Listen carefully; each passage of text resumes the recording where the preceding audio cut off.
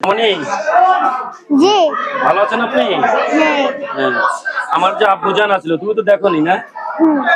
আমার আব্বুজান বুঝছো, ছোটবেলায় আমার একটা তোমার মতো ছিলাম যখন বুঝছো, তখন তো আমার বাবা প্রথম একটা মাছ খাওয়াইছিল, ইলিশ মাছ বুঝছো। সেই ইলিশ মাছটা এই দেখো, কত সুন্দর ইলিশ মাছ দেখছো মা? হ্যাঁ বুঝেছি। এই যে তুমি হাতে দেখা যে ইলিশ মাছ দেখছো, হ্যাঁ, ইলিশ মাছ। এই ইলিশ মাছ বুঝছো, ছোটবেলায় আমার আব্বু হাটে পাট বিক্রি করে বুঝছো 4টা ইলিশ আনছিল, একটা করে ইলিশ 4 কেজি করে দিত। সেই ইলিশের নামটা শুধু আছে বুঝছো, আর সেই বড় ইলিশ পাওয়া যায় না এখন।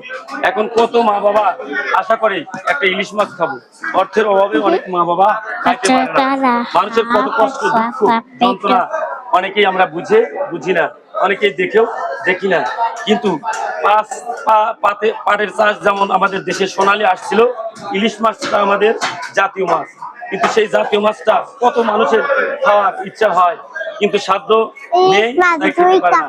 অনেক মানুষ বুঝছো সাধ্য না থাকার কারণে খেতে পারে না, কত কষ্ট যন্ত্রণা নিয়ে হয়তো অনেক মা বাবা দুনিয়া থেকে চলে গেছে।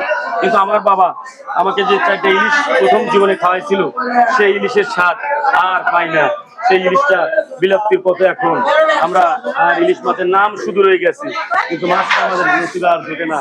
কত দুঃখ কষ্ট যন্ত্রণা নিয়ে আমাদের জীবন গঠিত করতে হচ্ছে, আর এইভাবেই জীবন চালাতে হবে। এবং সকলেই এই মাছের ভালোবাসাটা ভুলে যেন না, মাছের ভালোবাসাটা মনে রাখবেন। আমার বাবা যখন ছোটবেলায় সবাই ছিল, বাবা চলে গেছে তো মাছটাও চলে গেছে। সেই বড় মাছ আর বাড়িতে আসে না, সেই বড় মাছটা আর বাড়িতে আসে না, আর দেখতেও পাই না। অনেক বাবা মা কত স্বপ্ন ছিল যে আমার ছেলে মেয়েকে ভালো করে খাওয়াবো, ভালো করে পড়াবো, হয়তো অর্থের অভাবে করতে পারছে না। সেই মাছগুলো দেখছো মা, কত সুন্দর মাছ।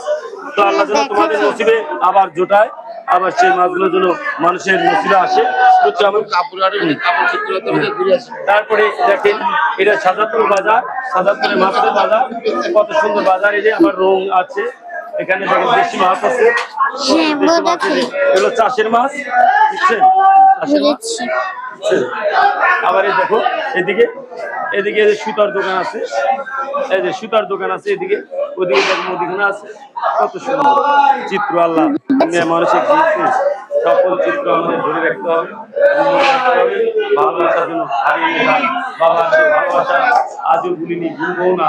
আপনাদের বাবার ভালোবাসাও ভুলবেন না, মনে রাখবেন। সকল বাবাই চায় ছেলেমেয়েকে ভালো রাখার জন্য, সকলেই চেষ্টা করে, সেই চেষ্টাটা সফল হয় না।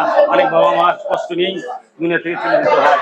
সকল বাবা মায়ের জন্য ভালো থাকি, সুস্থ থাকি, আমরাও যেন সুস্থ থাকি, সেই শুভকামনা রইল। সকলের দিকে ভালোবাসা রইল, সকলে আমাদের মতো মানুষকে ভালোবাসবেন, আমরাও মানুষকে ভালোবাসবো, এই প্রত্যাশা নিয়ে আশা ব্যক্ত করে আমার আলোচনা শেষ করছি। সবাই ভালো থাকবেন। আল্লাহ হাফেজ।